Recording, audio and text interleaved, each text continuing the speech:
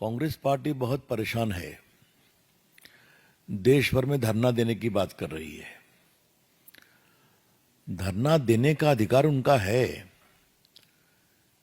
लेकिन जमीन और फंड लूटने का अधिकार नहीं है उनका। On behalf of the BJP, I wish to clarify at the very outset that though Congress party surely has got the power to and the right to offer dharnas, but it does not extend to misappropriating public property given by the government to National Herald. ये समझना बहुत जरूरी है। मित्रों, आज थोड़ा recall value जरूरी है। नेशनल हेरल्ड 1937 में शुरू किया गया था। इसमें 5000 शेयर होल्डर्स थे जिन्हें शेयर खरीदे उसके। तो ये नेहरू खानदान की जागीर कभी नहीं रही है, इस बात को समझना बहुत जरूरी है। और बड़े बड़े लोग जो फ्रीडम फाइटर थे, जो बाद में कांग्रेस के बड़े नेता भी बने, मुख्यमंत्री वगैरह बने, ये सबों ने उसमें सहयोग किया। 2008 में नेशनल हेरल्ड का पब्लिकेशन बंद हो गया क्योंकि वो चल नहीं पाया। उसके बाद कांग्रेस पार्टी ने नेशनल हेरल्ड को 90 करोड़ रुपया दिया था, एसोसिएटेड जर्नल लिमिटेड, जो इसको पब्लिश करते थे। ये जानना जरूरी है कि कांग्रेस पार्टी एक पॉलिटिकल पार्टी है। पॉलिटिकल पार्टी को कई एग्जम्पशंस हैं, आपको मालूम है। तो वो किसी प्राइवेट बॉडी को पार्टी का फंड नहीं दे सकते हैं, इस बात को समझे आप। That is purely prohibited. दिया उनकी बात है, घर की कंपनी थी। अब उसके बाद उसने कहा आपका लोन हम दे नहीं सकते। तो दे नहीं सकते तो एक बड़े इंटरेस्टिंग तरीके से एक कॉरपोरेट षड्यंत्र किया गया, कैसे ये पूरी संपत्ति आ जाए परिवार के हाथ में। तो जो एक कंपनी बनाई गई यंग इंडिया कर करके, उसमें 38% शेयर सोनिया जी का, 38% राहुल जी का, और बाकी मोतीलाल वोरा और बाकी लोग का था। ऑस्कर फर्नांडिस वगैरह इस टाइप के लोग थे वहां पर। ये इक्विटी शेयर 9 करोड़ के पूरे शेयर इस यंग इंडिया कंपनी को ट्रांसफर कर दिए गए। ये 9 करोड़ का ट्रांसफर होना बड़ी बात नहीं है। इस 9 करोड़ शेयर के ट्रांसफर होने के बाद यंग इंडिया कंपनी, जिसके 76% शेयर होल्डर्स सोनिया जी और राहुल जी थे, उसके हाथ में एसोसिएटेड जर्नल की पूरी संपत्ति आ गई। और ये संपत्ति क्या क्या है? दिल्ली में बहादुर शाह जफर पर एक प्रॉपर्टी, मुंबई में प्रॉपर्टी, लखनऊ में प्रॉपर्टी, भोपाल में प्रॉपर्टी, पटना में प्रॉपर्टी, जो हजारों करोड़ की है। यह कहा गया कि यंग इंडिया लिमिटेड वो नॉन प्रॉफिट ऑर्गेनाइजेशन था, चैरिटेबल पर्पस के लिए। आज तक उन्होंने क्या चैरिटेबल पर्पस किया है कुछ पता नहीं है। इसके बाद एक प्राइवेट कंप्लेंट होता है, बाकी कार्रवाई होती है, फिर ईडी मामले का इन्वेस्टिगेशन करती है। यहां पर 3-4 चीजों को पार्टी के मंच से फैक्चुअली रिकॉल करना जरूरी है। ईडी ने कांग्रेस के वर्तमान अध्यक्ष मोतीलाल खरगे को भी इंटरोगेट किया था, क्योंकि वही एकमात्र थे एम्प्लॉय, मोतीलाल वोरा, सॉरी। तो ये इस बात को समझना चाहिए कि वही एक एम्प्लॉय थे, अब तो नहीं रहे। Thank you Sanjay. उसके बाद पवन बंसल थे, उनको इंटरोगेट किया। फिर सोनिया जी और राहुल गांधी को भी इंटरोगेट किया कई घंटों तक। स्वाभाविक कोई जवाब नहीं था। और ये जो 90 करोड़ बकाया था, इसका हिसाब क्या किया जाएगा? तो 50 लाख रुपया दे दिया गया स्टेट जर्नल को और सारा लोन राइट ऑफ हो गया नेशनल हेराल्ड को प्रकाशित करने वाली कंपनी का। एक बात है, कॉमर्स में इस परिवार का जवाब नहीं है। 50 लाख में 90 करोड़ की संपत्ति प्राप्त कर लेना, 90 करोड़ राइट ऑफ कर देना और हजारों करोड़ की संपत्ति का मालिकाना हक प्राप्त कर लेना। और दूसरे सदस्य जो मेंबर हैं 3 करोड़ में जमीन खरीदते हैं हरियाणा में और कमर्शियल यूज हो जाता है और 58 करोड़ रुपए में बेच देते हैं। तो ये तो इस देश को सीखना चाहिए कि ये जो गांधी मॉडल ऑफ डेवलपमेंट है, इसलिए मैं इसको गांधी मॉडल ऑफ डेवलपमेंट कह रहा हूं, गांधी जी नहीं, Gandhi model of development. Be very clear about it. क्या सवाल पूछते हैं ये लोग, परिवार के लोग? भ्रष्टाचार का इनका पूरा आचरण, शेयर की हेराफेरी करो, संपत्ति बनाओ, और ये सारी संपत्ति सरकार के द्वारा दी हुई थी। क्या भोपाल, क्या पटना, क्या लखनऊ। फिर उसके बाद ईडी ने मामले को टेकअप किया और मामले को टेकअप करके उन्होंने पूरे मनी लॉन्ड्रिंग एक्ट, बाकी प्रोविजन के अनुसार सब कुछ समझा और उन्होंने अपनी रिपोर्ट फाइल की सेक्शन 8 में बिफोर द कोर्ट। ये जो प्राइवेट कंप्लेंट बोलते हैं या कंप्लेंट बोलते हैं, that is as good as a chargesheet, क्योंकि बाकी जो क्रिमिनल लॉ में कंप्लेंट होता है तो उसमें वो इन्वेस्टिगेशन होता है, इसमें वो इन्वेस्टिगेशन करके ही फाइल करते हैं। और कोर्ट ने कहा है कि अब मैं 21 तारीख को सुनवाई करूंगा, 25 को। यही तो पूरी कहानी है। इसमें है तो वह क्या है भाई? और एक बात को ध्यान रखा जाए कि सोनिया जी, राहुल गांधी बेल पर हैं। इन्होंने पूरी कार्रवाई को क्वाश करने के लिए हाई कोर्ट, सुप्रीम कोर्ट का दरवाजा खटखटाया और कोई राहत नहीं मिली। सिर्फ यही राहत मिली कि आप पर्सनली कोर्ट में अपीयर नहीं होइएगा, you will appear through lawyer. तो जो चीज 4 साल से चल रही है, जिसमें आप संतोषजनक जवाब नहीं दे पाए, जहां कानून अपना काम कर रहा है, वहां पर कर रहे हैं वेंडेटा। और उनके जो मेंबरान पार्लियामेंट हैं, देश के नामी गिरामी वकील, वो भी इसको अजीब प्रकार की बेबुनियाद तर्के दे रहे हैं। तो इसीलिए कि पार्टी की ओर से विचार हुआ कि सुबह सुबह इस मामले के संबंध में पार्टी के दृष्टिकोण को बताना जरूरी है। कानून अपना काम कर रहा है, the law is taking its own course. हम बीजेपी की ओर से सोनिया गांधी और राहुल गांधी और कांग्रेस पार्टी से सवाल पूछना चाहते हैं, क्या कानून को अपना काम नहीं करना चाहिए? क्या हजारों करोड़ की संपत्ति पर अगर आपने गलत तरीके से, गैर कानूनी तरीके से षड्यंत्र करके कब्जा कर लिया, तो क्या इस पर चुप रहना चाहिए? यही तो बड़े सवाल हैं। I would like to repeat, Srimati Sonia Gandhi ji and Rahul Gandhi ji, kindly reply. Should the law be allowed to take its own course or not? And if there is a glaring case where thousands of crores of public property situated at prime locations in different parts of the country have been misappropriated by conspiracy, where the beneficiary is you and your son, being 76% owner of the AJL. तो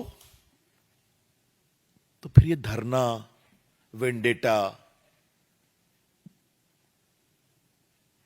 नरेंद्र मोदी जी की सरकार है, कानून को अपना काम करने देगी और कानून काम करेगा। वैसे नेशनल हेराल्ड की कहानी बड़ी जोरदार है। थोड़ा हम लोग की रिसर्च टीम रिसर्च कर रहे थे, तो सरदार पटेल ने कहा था कि जिस तरह के लोगों से पैसा लिया जा रहा है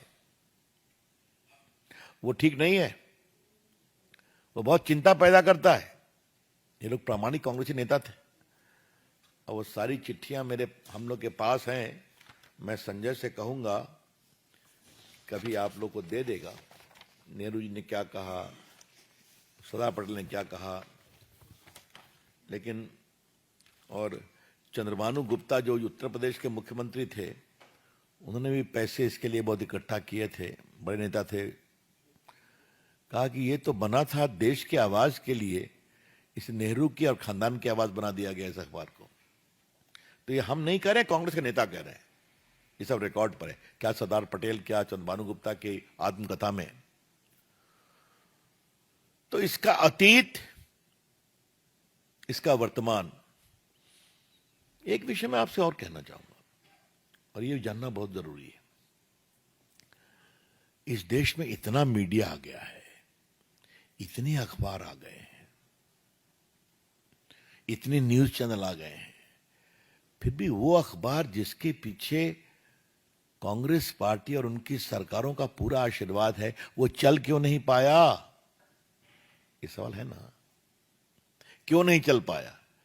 तो ये अखबार चलाने के लिए नहीं था, ये अखबार विज्ञापन बटोरने और सरकार से संपत्ति लेकर बिल्डिंग खड़ा करने का एक इंस्ट्रूमेंट था। I repeat, today there are so many news channels in the country, so many newspapers in the country. All of them have picked up business and readership. A newspaper which has the protection, promotion and patronage of the entire Congress party and their government, why it could not at all flourish as a newspaper? The reply is very simple.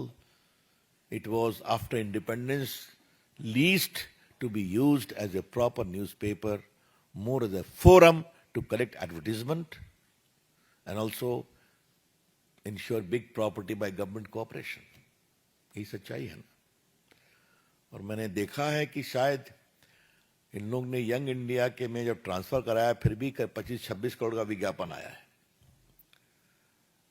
तो संजय बाबू, Congress party से सीखना चाहिए note कमाने की तरीका। हाँ, क्यों, कोई शक नहीं है, ओरिजिनल थिंकिंग चलती है। हाँ मतलब ये अंतिम बात मैं पीड़ा से कह रहा हूं, जो अखबार आजादी के आंदोलन में लड़ने वाले लोगों के आवाज को मजबूत करने का अखबार था, उसको आपने प्राइवेट व्यापार में बदल दिया। चलिए, मैं संजय की बात भी रोचक, एटीएम बना दिया। सीरियस क्वेश्चन कि a newspaper which was established during the freedom struggle to espouse the voice of those fighting the British imperialism ultimately degenerated into a money minting exercise for the establishment of Congress party. ये ठीक है क्या? Thank you मित्रों। हाँ, BJP की ओर से हम पूरी भर्त्सना करते हैं कांग्रेस पार्टी की प्रतिक्रिया की। और ये जो ईडी को धमकाने की बात की जा रही है, बहुत दुर्भाग्यपूर्ण है। बिल्कुल, ये देश की कानूनी प्रक्रिया का सीधा उल्लंघन है, इसे हम उचित नहीं मानते। अंकित गुप्ता ये भी थी।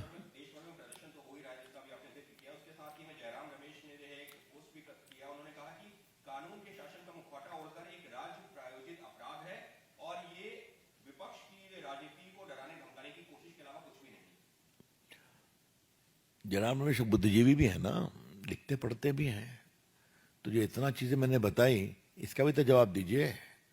पॉलिटिकल जवाब के अलावे सब्सटेंस पे जवाब दीजिए कि 76% कैसे शेयर हो गया माताजी और पुत्र जी का, और 50 लाख के एवज में 9 करोड़ का शेयर उनके पास मेजॉरिटी आ गया और हजारों करोड़ की संपत्ति आ गई देश भर में। इसका ना जवाब दें वो। ऐश्वर्या पालीवाल। रवि जी, दो सवाल हैं। एक तो इसी से रिलेटेड, कांग्रेस का ये कहना है कि पॉलिटिकल वेंडेटा हो रहा है इनके खिलाफ, गांधी फैमिली के खिलाफ। दूसरा सर, वेस्ट बंगाल से ममता बनर्जी इमामों से इस समय मीटिंग कर रही है। उनका कहना है कि वो चाहती है कि बंगाल के अंदर जिस तरीके का वायलेंस हो वो ना हो। मैं आता हूं उस पर। अलग से बात करूंगा। देखिए, जहां तक इसका सवाल है ना, फिर मैं आता हूं, आप किसको थ्रेट कर रहे हैं? आप हाई कोर्ट गए ना, आप सुप्रीम कोर्ट गए ना, ये प्रोसीडिंग कॉस्ट तो नहीं हुई, आपको बेल मिला और आपको यही राहत मिली कि आप वहां पर खुद मत पेश होइए। तो बाकी जब ईडी ने पूरा काम किया है, कैसे मूवमेंट ऑफ मनी है, सब कुछ है, ये सारी बातें मैंने बताई, तो ये तो काम होने दीजिए ना। कोर्ट में मामला है, जाइए पेश होइए। कांग्रेस के पास तो बड़े वकीलों की कमी नहीं है, कुछ राज्यसभा में है, कुछ राज्यसभा आने की लाइन में है, तो उनका सदुपयोग करिए। और कोई प्रश्न? आनंद पांडे।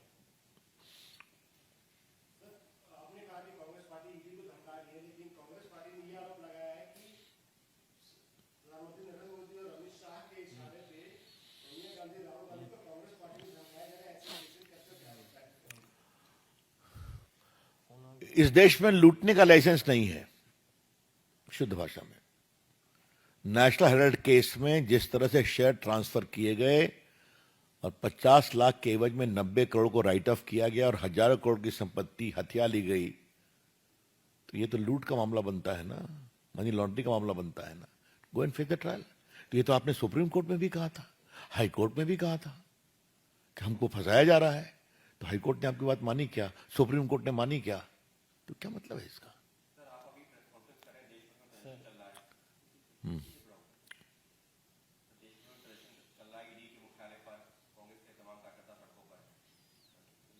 अब ऐसा है, वो देखो, उनके प्रदर्शन करने के अधिकार को मैं चुनौती नहीं दूंगा, लेकिन प्रदर्शन किस बात के लिए? ये मैं बिहार से आता हूं तो एक पैटर्न आपको दे दूं। जब भी सीबीआई और ईडी क्वेश्चन करती है लालू जी को, उनके परिवार को, लैंड फॉर जॉब स्कैम में, तो लोग पहुंच जाते हैं धरना देने के लिए, आपको मालूम ही है। तो वही मॉडल कांग्रेस पार्टी ने भी अख्तियार कर लिया है क्या? सुचित्रा। शैलेंद्र।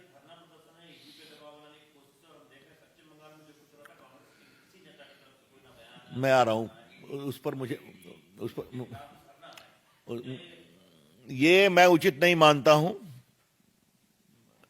लेकिन नरेंद्र मोदी की सरकार में एजेंसियों को ईमानदारी से काम करने की छूट है और ये काम होगा। ये धरने से ईडी दबाव में नहीं आएगी, ऐसा मुझे लगता है, और आनी नहीं चाहिए। ये अनुचित है और बिल्कुल इसकी हम भर्त्सना करते हैं। बंगाल के बारे में थोड़ा अब हम एक व्यापक टिप्पणी करना चाहेंगे। और कोई सवाल तो नहीं है मेरे आज के प्रेस पर? नेशनल हेराल्ड पे बंगाल। मैं बंगाल में एक जवाब दे रहा हूं। ममता जी, बंगाल में क्या हो रहा है? वोट बैंक के लिए आप कहां तक गिरेंगी, कितना गिरेंगी, क्या मतलब है इसका? हिंदू मारे जा रहे हैं, पलायन कर रहे हैं। अब तो टीवी में आप लोग सब दिखा रहे हैं किस तरह से एक ही गली में हिंदुओं की दुकान जलाई गई, मुस्लिम की छोड़ दी गई। टारगेटेड अटैक रहा है, गरीब को, दलित लोगों को। कल तो मैं एक टीवी चैनल में देख रहा था, उसने 2 लाख रुपया रखा हुआ था अपनी पत्नी के इलाज के लिए, उसको भी जला दिया गया। ये तो अमानवीय है ना ममता जी। राजनीति तो होगी, लेकिन क्या आपकी सरकार मानवीयता में भी शून्य हो गई है? Mamata ji, has your government become completely insensitive to basic human values? Police छूट दे देती है। अब हाईकोर्ट के हस्तक्षेप पर सेंट्रल फोर्सेस पहुंची। अब वहां लोग कह रहे हैं कि सेंट्रल फोर्सेस चली जाएगी तो हमें डर है कि वो पूरा हमें अटैक करेंगे। ये एक्सेप्टेबल नहीं है, बिल्कुल पार्टी को उससे विरोध हो रहा है। लेकिन आज मैं ममता जी से कहूंगा, क्या आप स्वयं माटी मानुष और तीसरा क्या था, मां माटी मानुष के बारे में बोलने वाली ममता जी, न मनुष्य की चिंता है, न मां की चिंता है। क्या मतलब है? ये बहुत हम भर्त्सना करते हैं और इस बात का संकेत है कि ममता जी की सरकार के नंबर अब गिने हुए हैं। जनता वेट कर रही है और कार्रवाई होगी और भाजपा की ओर से पूरा हम संघर्ष करेंगे वहां की जनता को बचाने के लिए। Suchitra last floor.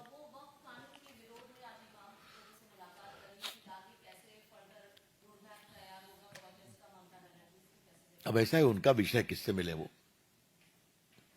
वक्फ का कानून बिल्कुल 12-13 घंटे के डिबेट के बाद पारित हुआ। लोकसभा में मुझे भी बोलने का अवसर मिला पार्टी के द्वारा। बड़ा सवाल आज मैं ममता जी के लिए उठाना चाहता हूं। ममता जी, अगर वक्फ बोर्ड में, केंद्र में और सारे प्रदेशों में महिलाओं को जगह दी जा रही है तो आपको परेशानी है क्या? ममता जी, अगर पिछड़े, अति पिछड़े मुसलमान, पसमानदा मुसलमानों का रिप्रेजेंटेशन वक्फ बोर्ड में लाया जा रहा है तो आपको परेशानी है क्या? और तीसरा, वक्फ के द्वारा जो गलत तरीके से गरीब मुसलमानों की जमीन छीनी गई है, जब्त की गई है वक्फ के नाम पर, उसके बारे में अगर ईमानदारी और अकाउंटेबिलिटी फिक्स हो रही है तो आपको परेशानी है क्या ममता जी? यही तो बड़े सवाल हैं। इन बड़े सवालों का जवाब दीजिए आप।